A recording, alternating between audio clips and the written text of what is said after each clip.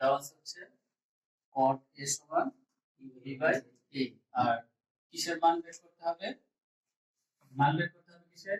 a, একটু বলো তো, a sin a minus b cos a by a sin a plus b cos a। এটার মান বের করতে হবে, তাই তো? খুব সহজ একটা খেয়াল করো, এটার মান বের করতে হবে। আর আমাদের দেওয়া হচ্ছে এটা, এখানে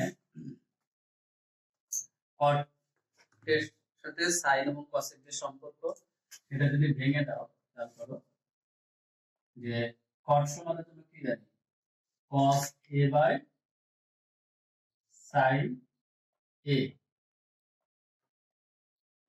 কি cot সমান? এটা আমরা জানি কি cot সমান কি, cos a by sin a।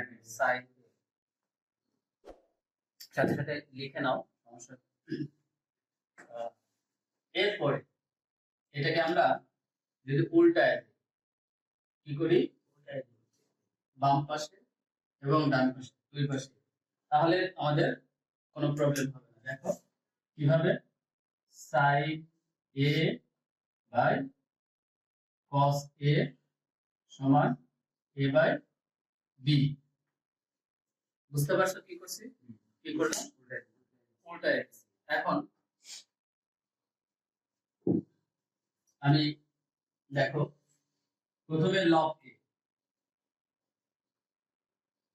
বাম পাশের লব মানে উপরে a দিয়ে গুণ করব, তার মানে a sin a, আর হরকে কি করব, b দিয়ে গুণ করব, cos b a। তাহলে বলো, এক পক্ষে গুণ করলে তো হয় না, দুই পক্ষে গুণ করতে হয়। কি দিয়ে গুণ করলাম? লবকে a দিয়ে, হরকে b দিয়ে। তাহলে একই ভাবে ডান পাশে করতে হবে, a গুণন a, তাহলে কি হবে, a স্কয়ার, আর b গুণন b কি হয়, b স্কয়ার। বুঝতে পারছো? অর্থাৎ উভয় পক্ষে আমরা a বাই b গুণ করছি। কত গুণ করছি? a বাই b গুণ করে দিছি, ঠিক আছে? আচ্ছা, এখন যদি আমরা বিয়োজন যোজন করি, কি করি, বিয়োজন যোজন করি, তাহলে কি দাঁড়ায় দেখো, যে a sin a minus b cos a।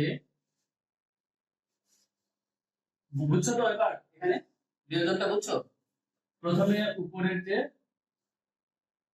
লব এটা লিখলাম, হরের যে b cos a এটা উপরে নিয়ে কি করে দিলাম, মাইনাস। এটাকে কি বলে, বিয়োজন।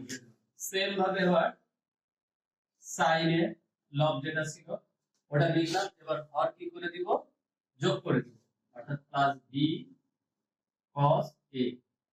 এটা আমরা বাম পাশে বিয়োজন যোজন করলাম, সেম ডান পাশে করে ফেলি।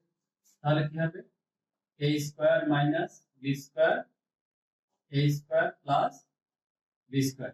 দেখো তো, এটারই মান বের করতে বলছে না, বইটা দেখো, এটার মান বের করতে বলছে না, a sin a minus b cos a by a sin a plus b cos a। এটার মান বের করতে বলছে না, তাহলে এটা সমান করে এটা বের করব, অর্থাৎ এটাই आंसर। অর্থাৎ এটার মান হচ্ছে এটা। একদম ছোট্ট একটা অঙ্ক, কিন্তু বোঝার বিষয় ছিল।